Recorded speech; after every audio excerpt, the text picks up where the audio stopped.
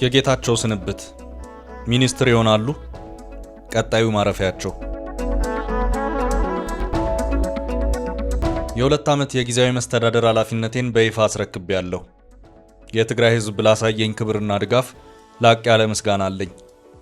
ሕዝባችን ወደ ተሻለ ሁኔታ እንዲመለስ ሁለንተናዊ ፍላጎቱ እንዲሟላለት የተቻለኝን ሁሉ አደርጋለሁ። የሰላምና የለውጥ ፍላጎት እንዳይሰናከል ትግላችንን እናጠናክር።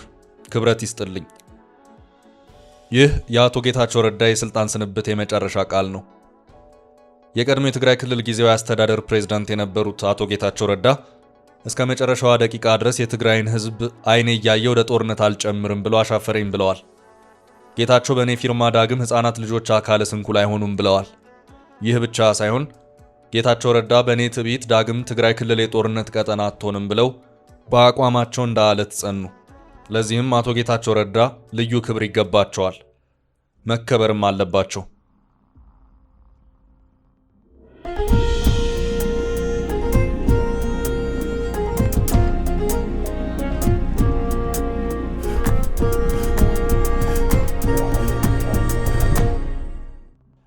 ጌታቸው ረዳ ጦርነትን በአካል በረሃ ወርደው በአይናቸው አይተዋል።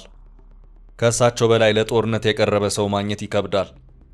ጦርነት በዘፈን እንደሚፎከርበት፣ በጦርነት ፊልሞች ላይ ተቀነባብሮ እንደሚታየው ሳቢና አስደማሚ ትዕይንት እንዳልሆነ አቶ ጌታቸው በአይን በብረታቸው አይተዋል። ጌታቸው ከጦርነቱ ትምህርትም በላይ ሕሊና ስላላቸው ጦርነትን ሲያስቡ የሚታያቸው በእሳቸው ተረማምዶ የሚያገኙት ስልጣንና ገንዘብ ሳይሆን ለፍታ ያሳደገችውን ልጇን አታ ብቻዋን የቀረች የትግራይ እናት ነች ለአቶ ጌታቸው በአይነ ሕሊናቸው የሚታያቸው። ለዚያች ምስኪን እናት ሲሉ አቶ ጌታቸው ረዳ ታገሉ። እስከ መጨረሻው የደም ጠብታ ድረስ ተፋለሙ።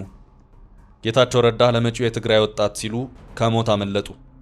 ለሕዝቡ ሰላም ሲሉ ስልጣናቸውን አስረከቡ። ይህ ለአቶ ጌታቸው ረዳ ስንብት የቀረበ የመንግስት ደጋፊዎች መወድስ ነው። ይህን ለአቶ ጌታቸው ረዳ የቀረበውን መወድስ የሰሙ አካላት ጌታቸው ረዳ ለስልጣን እንደታጩ የሚያሳይ መወድስ ሲሉ አስተያየታቸውን አስፍረዋል።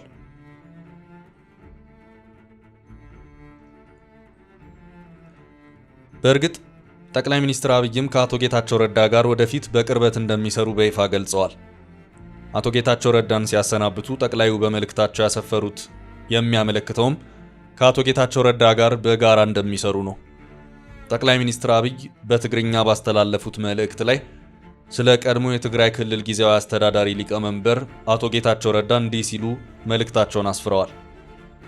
በኢፌዴሪ ሕገ መንግሥት አንቀጽ 62 ንዑስ አንቀጽ 9 በአዋጅ ቁጥር 359 ህዝባር 1995 አንቀጽ 15 ንዑስ አንቀጽ 3 እና ደንብ ቁጥር 533 ህዝባር 2015 እንዲሁም በፕሪቶሪያ የሰላም ስምምነት መሰረት አቶ ጌታቸው ረዳ ላለፉት 2 ዓመታት የትግራይ ጊዜያዊ አስተዳደር ፕሬዝዳንት ሆነው ላበረከቱት በተለይ የተገኘውን ሰላም ወደ ኋላ እንዳይመለስ የነበራቸው ከፍተኛ ጥንቃቄና አመራር የፌዴራል መንግስት እውቅና እንዳለውና በቀጣይ ስራዎችም ተቀራርበን እንደምንሰራ እያረጋገጥኩ ለነበረውት ቆይታ አመሰግናለሁ ብለዋል። በጠቅላይ ሚኒስትር አብይ ደብዳቤ ውስጥ በቀጣይ ስራዎችም ተቀራርበን እንደምንሰራ እያረጋገጥኩ የሚል መልእክት ይገኛል። ይህ የጠቅላዩ መግለጫ ለአቶ ጌታቸው ረዳ ስልጣን ቢጤ ወይም ኃላፊነት እንደሚኖር አመላካች ይመስላል። የመንግስት ደጋፊ አክቲቪስቶችና ፖለቲከኞች አቶ ጌታቸው ረዳ ከስልጣን ከተሰናበቱ በኋላ ቀጣይ አቶ ጌታቸው ረዳ በምን ሚኒስትርነት ቢሳተፉ ውጤታማ ይሆናሉ ብላችሁ ታስባላችሁ የሚል ጥያቄ አቅርበው ከህዝብ አስተያየት ለመሰብሰብ የሚያሰቡ ሰዎች እንዳሉ ለማወቅ ተችሏል። ነገሩ እንዴት ነው እያስባለ ነው። የአቶ ጌታቸው ረዳ መዳረሻ ምን ይሆን እያስባለ ነው። በእርግጥ ለአቶ ጌታቸው ረዳ ሚኒስትርነት ብርቅ አይደለም። መምህርነትም ቢሆን ለሳቸው ብርቅ አይደለም። አቶ ጌታቸው ረዳ ወደ ስልጣን ከመምጣታቸው በፊት ታዋቂ ዩኒቨርሲቲ መምህር እንደሆኑ ይነገርላቸዋል። እኚህ ሰው ቀጣይ ወደ ዩኒቨርሲቲ ወይስ ወደ ሚኒስትርነት ይመለሳሉ የሚለው ጊዜ የሚፈታ ይሆናል። ወደፊት በጋራ የምናየውም ይሆናል። አቶ ጌታቸው ረዳ የዩኒቨርሲቲም ሆነ የሚኒስትርነት ስራ የለመዱት ሙያቸው ነው። አቶ ጌታቸው ረዳ የጠቅላይ ሚኒስትር አማካሪ ሆነውም ሰርተው የሚያውቁ ግለሰብ ናቸው። አቶ ጌታቸው ረዳ ከህወሓት ሰዎች ውስጥ በትጥቅ ትግል ያልተሳተፉ ብቸኛ ሰው ናቸው ተብሎ በታሪክ የሚጠቀሱ ግለሰብ ናቸው።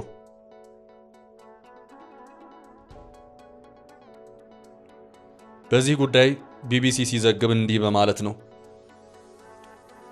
አቶ ጌታቸው በኢትዮጵያ ውስጥ ቀደምትና ጉልህ ተጽዕኖ ከነበራቸው የፖለቲካ ፓርቲዎች መካከል አንዱ በሆነው ህወሓት ውስጥ ከዕድሜና በትጥቅ ትግል ውስጥ ካላቸው ሚና አንጻር እንግዳ ናቸው።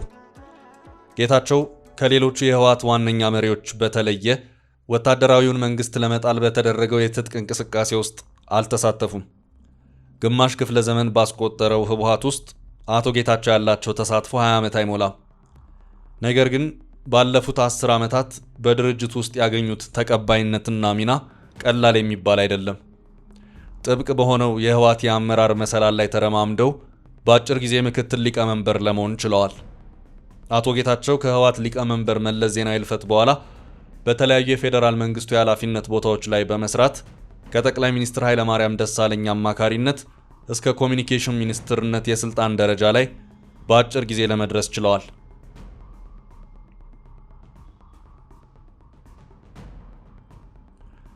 አቶ ጌታቸው ረዳ ከ1 ሚሊዮን ያላነሰ ህዝብ አልቆበታል በተባለው በሰሜኑ የእርስ በርስ ጦርነት ሰዓት ብዙ ስራን ለህወሓት ሰርተዋል። ህወሓት በእሳቸው ጫንቃ የተጫነ አድርገው የሚያስቡም እንዳሉ ግልጽ ነው። በጦርነቱ ሰዓት በዓለም አቀፍ ሚዲያዎች ላይ ብቅ እያሉ የተለያዩ መረጃዎችን የሚሰጡት እሳቸው ነበሩ።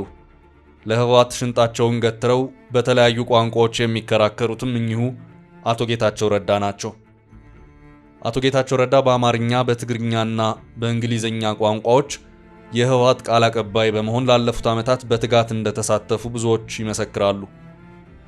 አቶ ጌታቸው ረዳ የህወሓት ቀንደኛ ተወካይ በመሆን ድርድር የሚያካሂዱ ዲፕሎማትም ነበሩ። አቶ ጌታቸው ረዳ በትግራይ ጦርነት ሰዓት ጅቡቲና ሲሼልስ በሚስጥር በተካሄደው የህወሓትና የፌዴራል መንግስቱ ድርድር ላይ ተሳታፊ ነበሩ። ከዚህ በተጨማሪም ደቡብ አፍሪካና ኬንያ ላይ ደግሞ በይፋ በተደረጉ ንግግሮችና ድርድሮች ላይ ጌታቸው ቁልፍ ሰው በመሆን ህወሓትን ወክለው ከፌዴራል መንግስት ጋር እንደተከራከሩ ይገለጻል። የፕሪቶሪያውን የሰላም ስምምነት ፈርመው ያጸደቁትም እኚሁ አቶ ጌታቸው ረዳ ናቸው።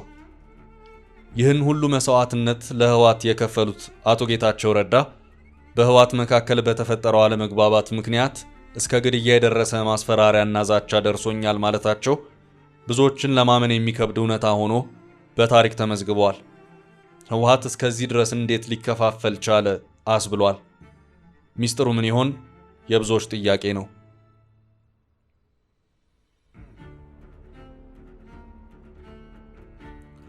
አቶ ጌታቸው ከተለያዩ የዩቲዩብ ቻናሎች ጋር በነበራቸው ቃለ ምልልስ ላይ በትግራይ ውስጥ ውጥረቱ በተባባሰበት ጊዜ ወደ አዲስ አበባ ለመሄድ ሲነሱ ጥቃት ሊፈጸምባቸው እንደነበር ተናግረዋል። በእሳቸው ላይ ግድያ ከመፈጸም ጋር የሚመሳሰሉ እቅዶች እንደነበሩ የሚናገሩት አቶ ጌታቸው ወደ መቀለው አሉላ አባ ነጋ አውሮፕላን ማረፊያ በሚያቀኑበት ጊዜ ኬላ ላይ የነበረ ታጣቂ እንዳያልፉ የመከልከል ሙከራ ማድረጉን ጠቅሰዋል።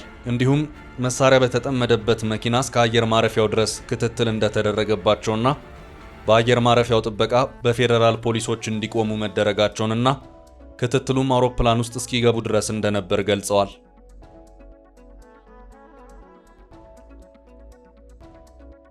የግድያ ሙከራ ተደርጎብኛል የሚሉት አቶ ጌታቸው በጦርነቱ ሰዓት ተአምር በሚባል መልኩ ከሞት ተርፌያለሁ የሚሉት አቶ ጌታቸው በትላንትናው ዕለት ከትግራይ ክልል ጊዜያዊ አስተዳዳሪ ፕሬዝዳንትነት ተነስተዋል።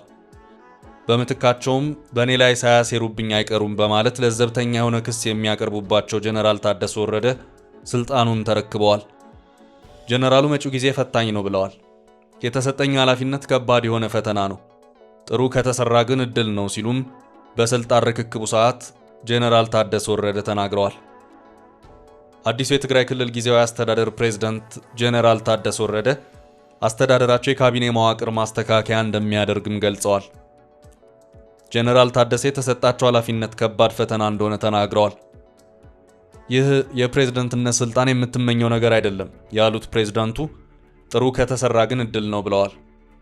በዚህ ፕሬዝዳንታዊ ሹምሽር ላይ የህወሓት ሊቀመንበር ደብረጽዮን ገብረ ሚካኤል ምን አይነት አቋም እንዳላቸው ሊታወቅ አልቻለም። ከዚህ በተጨማሪም ህወሓት ጉባኤውን ድጋሚ እንዲያካሄድ በምርጫ ቦርድ ተጠይቆ ጉባኤ እንደማያካሄድ ህወሓት መግለጹ ይታወሳል። የጉባኤው ጉዳይ በምን እልባት ሊቋጭ ነው የሚለውም ሌላኛ ያልተመለሰ ጥያቄ ሆኗል።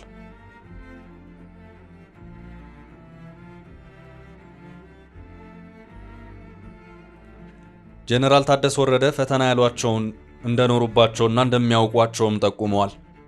ባለፉት ጊዜ ያልተሰሩ ስራዎች ከፕሪቶሪያ ስምምነት ጋር የተያያዙ ብቻ እንዳልሆኑ ጠቁመው በራሳችን በውስጣችን የተፈጠሩ ከፍተኛ የጸጥታ፣ የፖለቲካ፣ የኢኮኖሚ ቀውሶች አሉ ብለዋል። እነዚህን በርካታ ችግሮች ለመቅረፍ ትግራይ ማዕከላዊ ስልጣን አጥታ ነበር። አሁን ግን ማዕከሉን በማጠናከር ይሰራል ሲሉ ገልጸዋል። የሰላም ስራዎች ላይ፣ የፕሪቶሪያ ስምምነት መተግበር ላይ፣ የህዝቡ ጥያቄን መፍታት ላይ ጠንክረው እንደሚሰሩ የተናገሩት ጀነራል አሁን ያለው ውጥረት ረግቦ ሁሉም የፖለቲካ አካሄድ ለውጥ የሚመጣበት የወጣቶችም የለውጥ ፍላጎት የሚሳካበት ሁኔታ ይፈጠራል ብለው እንደሚገምቱ ተናግረዋል። በእሳቸው አስተዳደር የካቢኔ ማስተካከያ እንደሚኖርም ይፋ አድርገዋል። በፕሬዝደንትነት ጊዜያቸው ዋናው የትግራይ ህዝብ ድጋፍ እንደማይለያቸው፣ የፌዴራሉም መንግስት እንዲሁም የዓለም አቀፉ ማህበረሰብ ድጋፍም እንዲሁ እንደማይለያቸው እምነታቸውን ገልጸዋል። ትልቁ ነገር ደግሞ አቶ ጌታቸው ረዳ የሥራ ለውጥ ቢያደርጉም ክልሉን ያውቁታል። ያላቸውንና በቀጣይ የሚኖራቸውን ሚና በደንብ እገነዘባለሁና የእሳቸውም ድጋፍ እንደማይለየኝ ተስፋ አደርጋለሁ ብለዋል።